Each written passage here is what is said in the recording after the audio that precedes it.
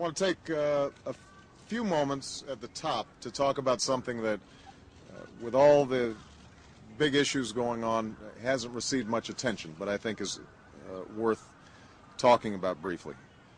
As some of you know, we have a humanitarian crisis that's taking place in Sri Lanka, and I've been increasingly saddened by the desperate news in recent days.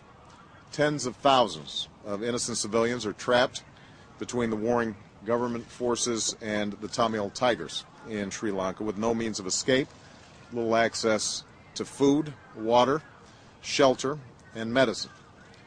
This has led to widespread suffering and the loss of hundreds, if not thousands, of lives. Without urgent action, this humanitarian crisis could turn into a catastrophe.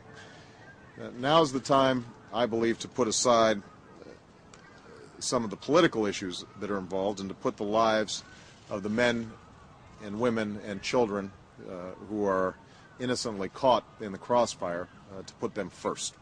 So I urge the Tamil Tigers to lay down their arms and let civilians go. Their forced recruitment of civilians and their use of civilians as human shields is deplorable. These tactics will only serve to alienate all those who carry them out. I'm also calling on the Sri Lankan government to take several steps to alleviate this humanitarian crisis. First, the government should stop the indiscriminate shelling that has taken hundreds of innocent lives, including several hospitals.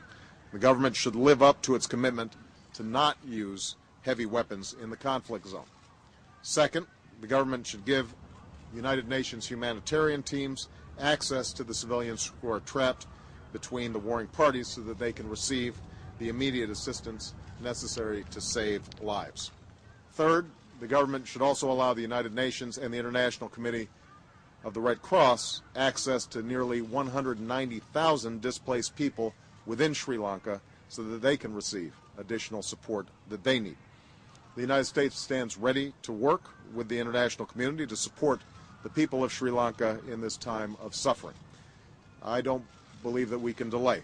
Now's the time for all of us to work together to avert further humanitarian suffering. Going forward, Sri Lanka must seek a peace that is secure and lasting and grounded in respect for all of its citizens. More civilian casualties and inadequate care for those caught in resettlement camps will only make it more difficult to achieve the peace that the people of Sri Lanka deserve.